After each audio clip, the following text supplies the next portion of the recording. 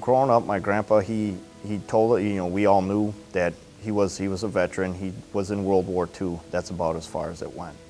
That's all we knew. He was overseas. I mean, he would tell us the good stuff. He wouldn't really go into detail, like he showed us because he was over when he was in Italy, how to really eat spaghetti. He showed us this is how they really eat spaghetti, not how we do it over here. So that was kind of neat. But other than that, no, it was, your grandpa was in World War II, and that was that.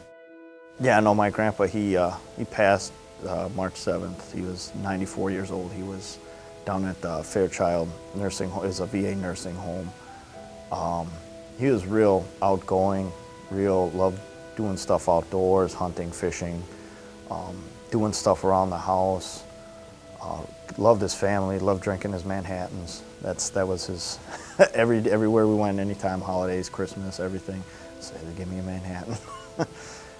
We actually found out about the Battle of the Bulge at the funeral. He belonged to, it was called the Old Goat Club in South Milwaukee, and the guy that runs the club spoke on behalf of my grandpa because my grandpa did spend a lot of time down there because a lot of his buddies were passed away, so that's where he went. A lot of veterans go there and share stories. Well, I guess he shared a lot of stories with this guy, and that was one of them, that he was in the Battle of the Bulge with the 82nd Division, where he was when he went over, and it was just, my dad didn't even know. My aunts, my uncle, nobody knew. It was like, wow, really? He loved his country, and he did it because he was called upon, and he was obligated to do it, but he loved it when he was there. He made the best of the situation. I mean, I'm from hearing from the guy from the Old Goats Club saying that, my grandpa being 90-some years old, and when he would talk about the Battle of the Bulge and how cold it was, he said my grandpa was literally sitting there shivering like he was still there, and he's 90-some years old at the time when he's telling this guy this story. So, I mean, it just shows you how that stuff sticks with you when you experience something like that in your life. I mean, he was over there when he was 17, 18 years old, and here he is, 93 years old, talking to this guy about it, and he's still, like, getting the chills about it. My dad was, he was good. He'd yell at me more than my sisters. Very friendly. Everybody loved him. Everybody. I used to work with him because he worked for the Oak Creek Parks and Recreation. I worked with him 4 years through high school, and I got all my buddies in, and they all loved him because he was always a real good time. Just real pleasant, real friendly. Yeah, he'd cuss and swear every once in a while, mainly at me. But yeah, he just a real likable guy. Everybody in the city garage all liked him. They all liked him. His military, I knew he was in the military, he was in the infantry, and that he was overseas in Europe and France and Paris, Germany, all in places, and that's all I knew. My dad really never said a whole lot. I mean, you would say a few things, a lot of the screwing around you did, or doing this or doing that. Just the fun things you did. Really didn't say, about all the killing and people getting blown up and all that. You really didn't want to hear that. I didn't want to hear it because I knew. And my dad, like I said, my dad really never said a whole lot about getting drafted, about where he was. Just some of the stuff, like my son said about eating spaghetti or this and that. Well, all that stuff goes through your mind, what the good times you had with him, and that you're no longer going to have that connection with your father. Well, it's surprising the people I talked to, they didn't even know he was in the Battle of the Bulge, a lot of them. And I said, well, I didn't either. I didn't know he was, that was like the turning point of the war over there. When I came back from Vietnam, he really didn't say much. He didn't ask me a lot of questions. He was just happy that I was home. I really couldn't sleep. It was too quiet, and I was cold. And I came home in July, and I always had a jacket on. Everybody thought something was wrong with me, but I couldn't sleep for a long time. Maybe half hour here, half hour there. It was just too quiet for me. But he really never questioned anything about anything. He probably knew, and he didn't really want to ask because he didn't really want to know what went on, because he knew what he went through.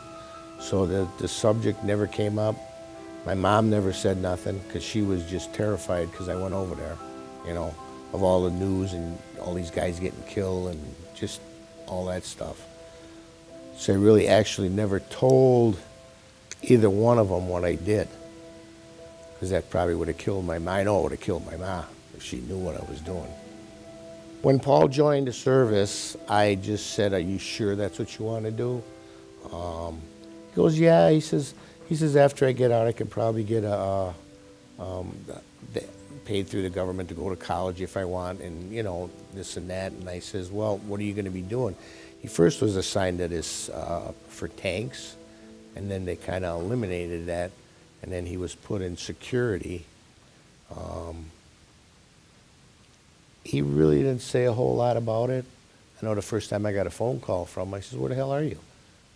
He says, "I'm in Iraq." I go, "Get out of here," because it was such a clear, you know, like he was in a neighborhood. I couldn't believe it, but he really didn't say too much about it. I didn't ask because I didn't want to know. I joined the Army because it kind of runs in my family. My grandpa was drafted in World War II. My dad was drafted in Vietnam.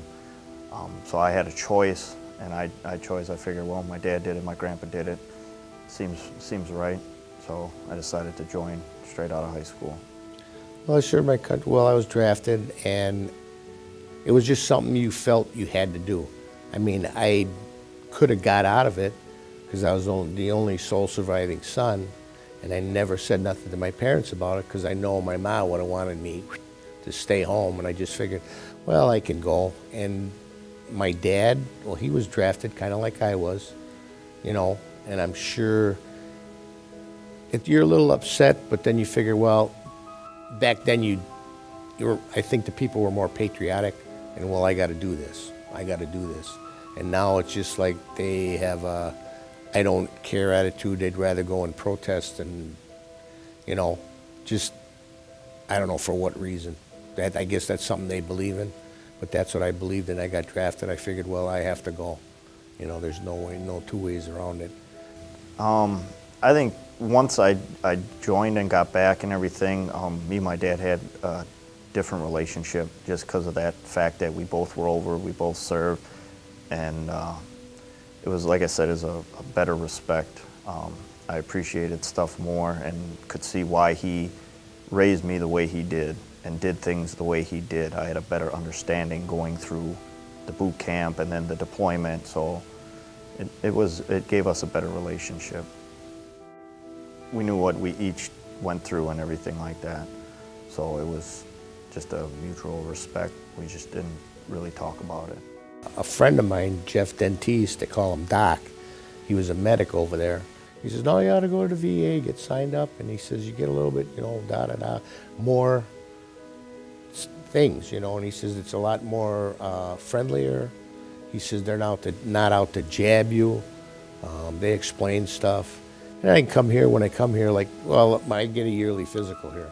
And then I always go down and see my son in his office, shoot the breeze with him, or go outside and smoke a cigarette. Paul got a job here. I couldn't believe he got the job. He waited a long time to get in, and I was real proud that he got in here, because then he even got more, good benefits like I have with the VA, and he loved his job, and all of his bosses, before he became a supervisor, really liked him. Working here, the people I work with, seeing the veterans every day. Now my dad, he comes here for his care now, which he didn't years ago.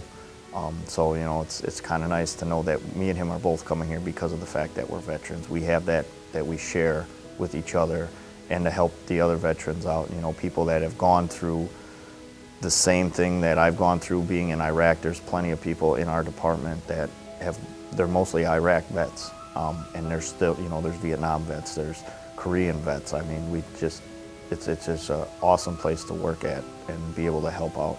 When you walk around the hospital, and I can speak for our department, a lot of the patients here rather talk to an EMS staff member than a doctor or a nurse, because they see that green name tag or that blue Navy, Air Force, Marines tag and it says veteran, they'd rather talk to us than their own doctors and nurses sometimes, just because we have that bond with each other. And it doesn't matter if they were a Vietnam vet, World War II, Iraq, Afghanistan, you share that bond of being a veteran.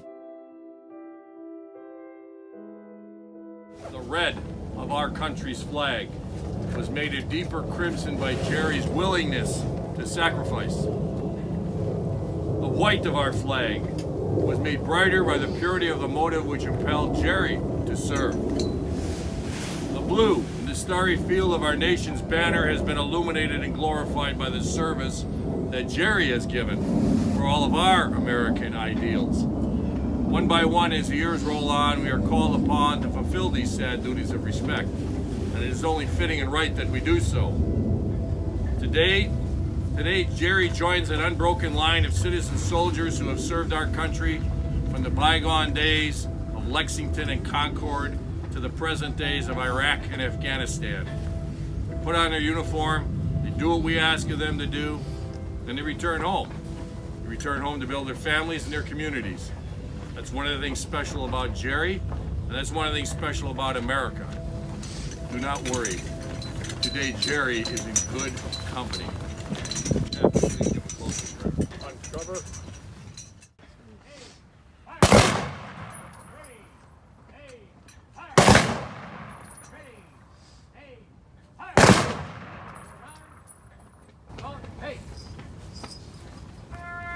Present arms.